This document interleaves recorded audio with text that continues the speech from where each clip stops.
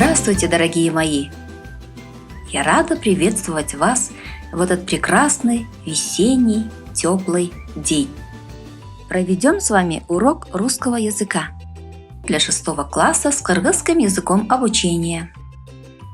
Тема нашего урока – амонимы и многозначные слова. По кыргызскому языку вы проходили это как амонимдер жана көп маанилүү сөздөр. Цель нашего урока – вы узнаете, что такое амонимы. Поймете, чем отличаются амонимы от многозначных слов. И вы научитесь использовать в речи амонимы и многозначные слова для обозначения разных предметов. Для позитивного настроя я хочу заострить ваше внимание вот на таком исследовании. За 6 лет обучения вы получили более 5000 отметок. А за все дни, которые вы были дома, которые вы учились в школе, вы более 100 000 раз получили слово «молодец» в свой адрес. Маме, родным и своим друзьям вы улыбнулись более 1 000 000 раз. Давайте улыбнемся сейчас, чтобы увеличить количество своих улыбок и позитивно настроиться к уроку. Чтобы подойти к нашей теме, проверим свои знания по русскому языку.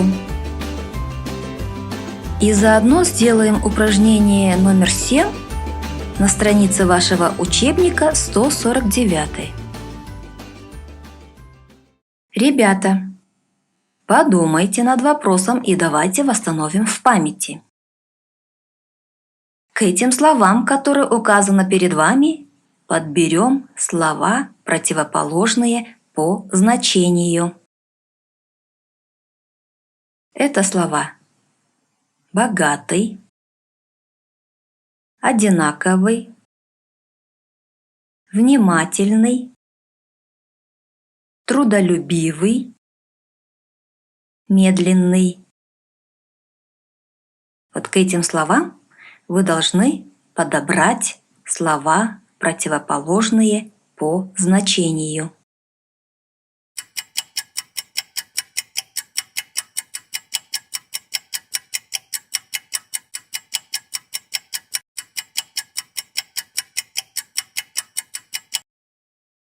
Противоположное слово – бедный, разный, рассеянный или невнимательный, ленивый, быстрый. Итак, вопрос, ребята. Как называются такие слова, которые противоположны по смыслу? Я надеюсь, что вы правильно ответили. Это антонимы. Значит, антонимы – это слова, противоположные по значению. Вот мы с вами и вспомнили про антонимов и заодно сделали 7-е упражнение. А теперь 8-е упражнение на той же странице. Здесь находим мы слова, близкие по значению. Огромный, тихий, вечно, спешить. К этим словам, которые указаны, вы должны подобрать слова, близкие по значению.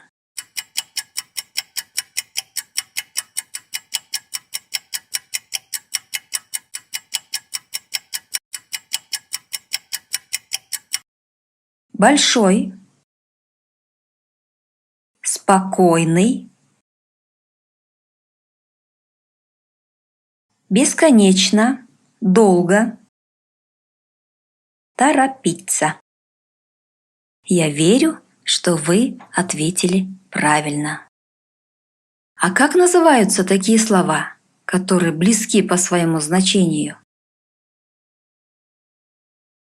Я думаю и надеюсь, что вы правильно ответили бы на этот вопрос. Это слова синонимы. Значит, ребята, что такое синонимы? Синонимы – это слова, близкие по значению. Ребята, помимо таких слов, как синонимы и антонимы, есть еще очень интересные слова. Они очень похожи друг на друга, можно сказать, одинаково пишутся, но различные по своему значению. Может быть, кто-то уже догадался? Как это называется? Вы проходили эту тему еще по кыргызскому языку. Обратите внимание на рисунки. Вот лук. Огородное растение. Лук – оружие для метания стрел. Мышь. Мышь – маленький зверек из отряда грызунов. И мышь – устройство для управления курсором. Слово «ключ».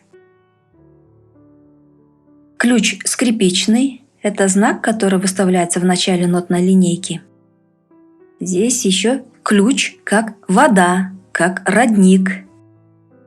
А еще ключ от замка, чтобы открывать или закрывать замок. Сейчас мы с вами прочитаем слова, и мы вместе с вами определим, как называются вышеуказанные слова. Значит, это слово облако, молния, озеро, небо, иней на кыргызском, бубак, море.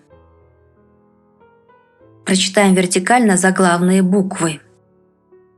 Это значит вертикально тигинен. Что у нас получилось? Как вы видите, у нас получилось слово амоним. Вот как они называются, такие слова. Итак, давайте с вами дадим определение. Слова, которые произносятся и пишутся одинаково, но имеют разное значение, называются амонимами. Амонимы – это разные слова, а не одно слово. Например, собачка – шарик и воздушный шарик. Или же норка и норка как дом зверька. Таких слов, одинаковых по звучанию и разных по значению, очень и очень много в русском языке. Теперь дальше будем выполнять с вами упражнение номер 4. Упражнение номер 4 на странице 148. И посчитаем, сколько раз здесь встречается слово «коса». Какие предметы оно называет? В море суши полоса называется коса. И у девушки коса цвета спелого овса. На траве лежит роса, косит травушку коса. У меня один вопрос: сколько есть на свете кос? Обратим внимание на малоизвестные слова, как суша, здесь идет земля, полоса, на кыргызском будет тилке, жер тилкеси, слово роса, на кыргызском будет слово шүйдүрүм. Посчитайте, ребята, сколько раз встречается слово коса. Посчитали? Что же они обозначают, эти слова? Коса – узкая отмель, идущая от берега. А здесь коса, как заплетенные волосы. Ну а здесь коса – инструмент для скашивания травы. А как мы назовем это стихотворение? Я думаю, что мы назовем это стихотворение «Косы», потому что здесь идет речь о косах. А теперь внимание на эти рисунки. Мы, лисички, тоже. Как с одной-то лапкой? Нет, еще со шляпкой.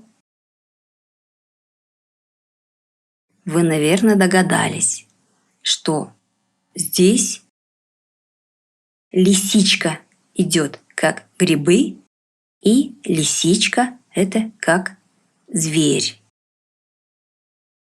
Значит, эти слова тоже называются омонимами.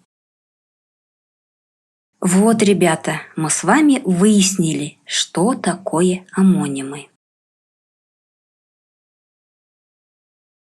Омонимы нельзя путать с многозначными словами. Многозначные слова – это слова, у которых есть несколько значений. Но между всеми значениями многозначного слова есть что-то похожее по форме, цвету, действию и другими признаками. В значениях омонимов нет ничего общего.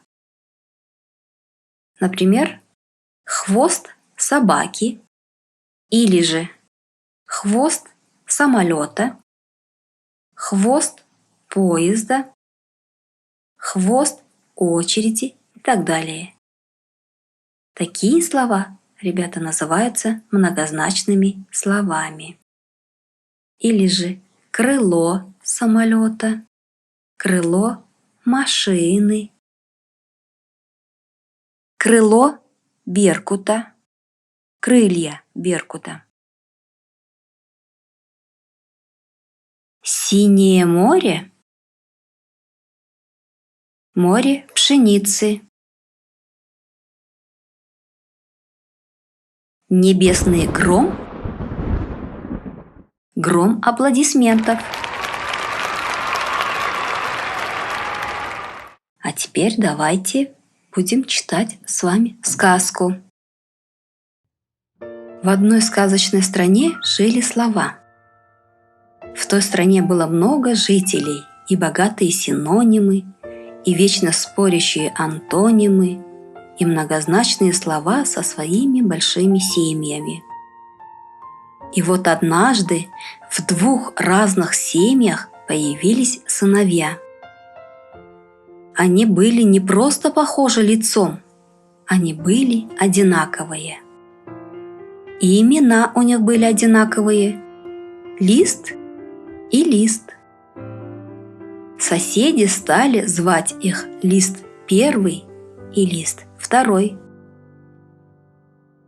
А еще соседи задумались, а как назвать их вместе? Близнецы? Нет, нельзя, они же не родные братья. Придумали тогда: будем называть их омонимы, что означает одинаковые имена. Взрослели мальчики не по дням, а по часам. И скоро стало видно, что дети только на лицо одинаковые, а по характеру совсем разные. Лист первый был спокойным и мечтательным, любил гулять и наблюдать за природой и хотел стать садовником. А Лист второй был внимательным и трудолюбивым, любил чертить и хотел стать изобретателем. Но жили омонимы дружно и часто пели о себе такую песню: «Мы слова из русской речи, из родного языка, одинаково нас пишут, одинаково нас слышат. Но важна не только внешность, потому не торопись. Не всегда нужна поспешность, ты до смысла доберись. Наподобие начинки смысл запрятан в серединке. Сходным лицам вопреки мы по смыслу далеки. А как вы понимаете значение слова «лист»? Лист – джалбырак, лист дерева. Лист – барак, лист бумаги. Такие слова, как внешность, на кыргызском будет тышкы көрүнүшү. Поспешность – шашкандык. Ответьте на вопросы из сказки. Какие они были, листы, по характеру?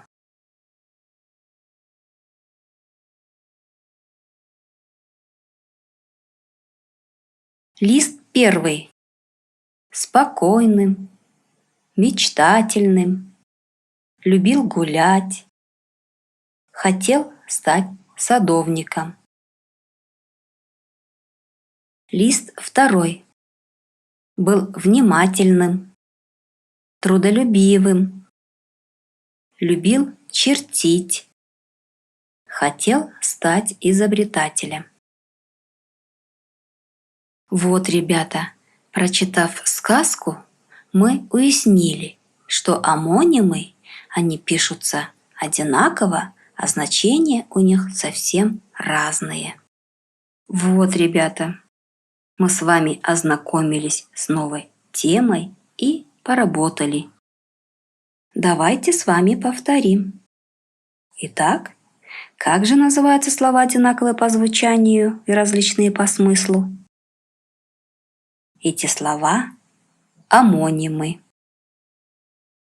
А слова, у которых много значений, они – многозначные слова. Домашнее задание. Упражнение 12 на странице 151. Вы должны здесь записать предложение и найти в нем повторяющиеся слова. Объяснить значение этих слов. Какие слова являются омонимами, а какие многозначными словами. Ну вот и подходит к концу наш видеоурок. Я верю, что вам было интересно на уроке. Спасибо вам за внимание, за активное участие и до новых встреч!